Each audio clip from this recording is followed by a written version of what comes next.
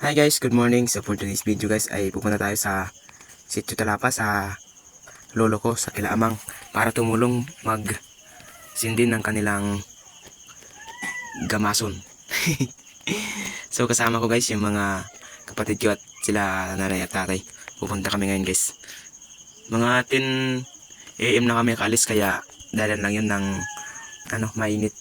Kaya yan, kahit sobrang taas ng sikat ng araw nagtuloy pa rin kami guys. Tsaka hindi rin masyadong malapit guys kaya medyo may challenge talaga tong paglalakad lalo na pag mainit. Yan sila ni Papa at Mama, mga kapatid. Tingnan nyo naman guys yung paligan sa init. Tapos dito nagpahinga guys kami. Tapos ayan, kita nyo naman sobrang init guys ng panahon ngayon. Tapos mga ilang minutong pahinga ay dumiretso ulit kami sa aming paglalakad. Tapos malapit na kami guys dito. At saka hindi na masyadong mainit kasi natatanggal na dahil sa hangin. Napaka-fresh ng hangin guys kasi medyo medyo natatabunan ng ulap yung sikat ng araw. Kaya yan, tingnan naman guys, dito sa bandang ito guys ay makita natin mamaya yung Sitio Anapla o yung school ng Dongnam. Makikita natin dyan guys mamaya. So ayan, yan sila guys. I-zoom natin yan para makita nyo lalo. Yan yun yung Dongnam guys at Sitio Anapla. So ayan, patuloy ulit tayo sa paglalakad natin. So kung may mga bahay guys, makikita nyo rin dyan.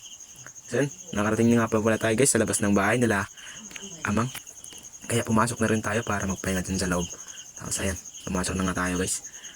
Tapos dito guys, mga ilang minuto rin naman tayo nagpahinga. Tapos dumiretso ulit kasi sabi ni Lola, dumiretso na daw sila Amang. Kaya pumunta na kami pagkatapos magpahinga. Yun, nakalakad guys ulit pupunta na doon kasama sila kapatid. Yung mama ko guys yung naiwan.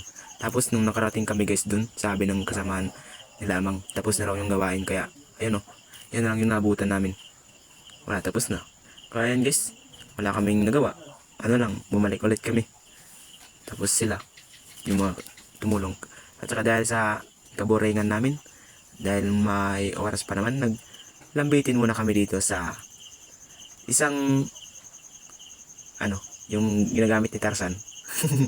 So yun guys, nabangga pa nga ako dito. So yun lang guys for today's video. Kung nagustuhan nyo ay pa-comments naman and like and share. Thank you.